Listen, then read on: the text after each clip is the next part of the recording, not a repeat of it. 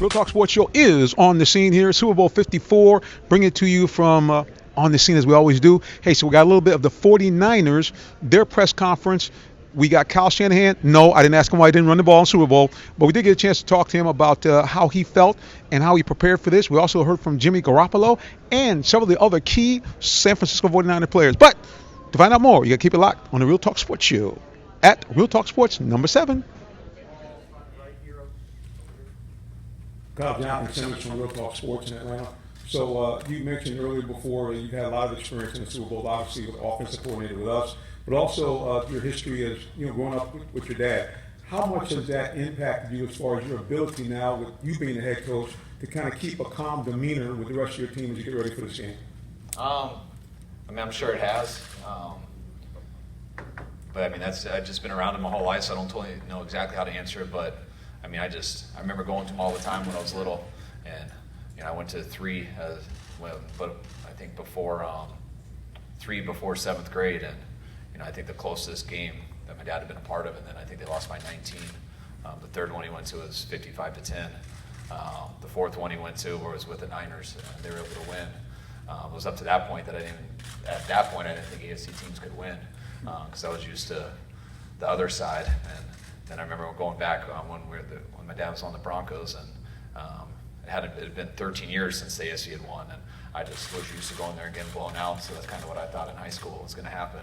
And then I could tell hanging around, my dad hanging around the team and stuff, they didn't think that at all, which surprised me at first as just a fan. And it was cool to see the confidence of them and stuff, and then to watch that play out on the field versus the Packers that year.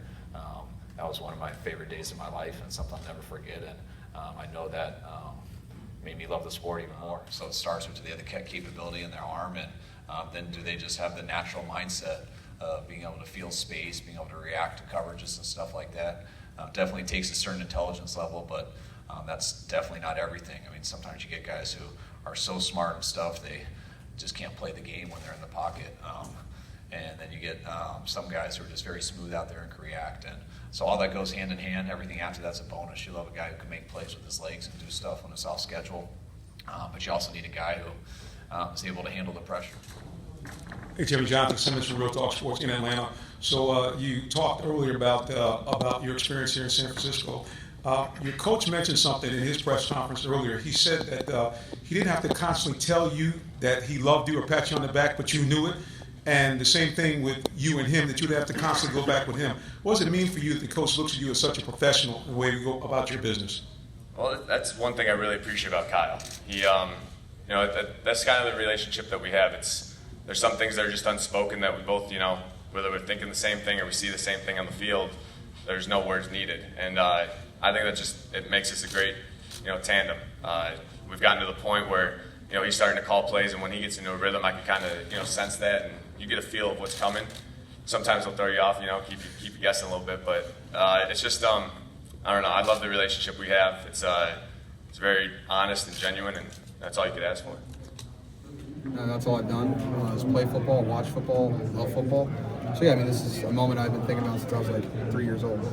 Nick Johnson from Real Talk Sports in Atlanta. So first of all, congratulations on being Rookie of the Year. How cool is that? Thank you. It's awesome. One of my biggest goals personally, just coming in as a high pick, wanting to be the best. It's always a goal of mine, but we're focused on bigger things this week. And what does it mean for you? Almost every guy we've talked to, and when we mentioned you, the first thing they said about, hey, this guy is just, he's a great player, but he's also a great guy. What does it mean to you to hear your teammates talk about you in that way? Yeah, it is cool to hear your friends, your teammates talk about you to the media and say great things like that. We've created some unbreakable bonds this year. It's a grueling season, and when you go through tough things with somebody, it brings you closer. So I think I could consider all these guys my brothers at this point. I appreciate you. I heard you talk about that. You've had a lot of media exposure, so we're going to expose ourselves and leave you right now. Thanks, buddy. All right, take care. Have a good one.